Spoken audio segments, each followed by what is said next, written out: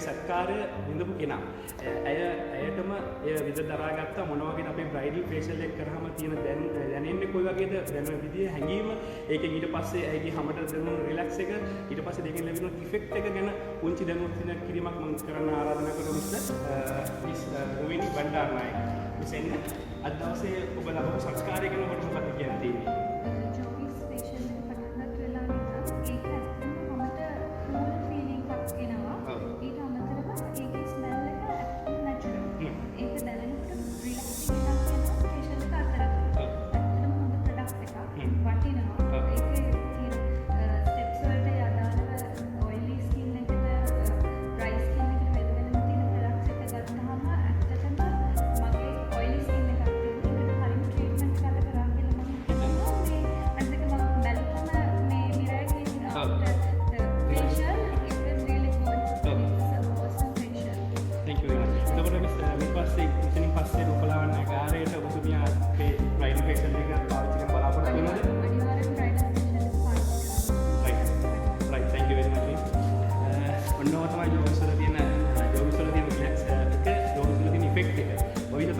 ආරෝපේෂන් internet පුද්ගලික සමාගම විදිහට මෙච්චර කාලයක් මේ සුවිශේෂී රේන්ජ් එකක්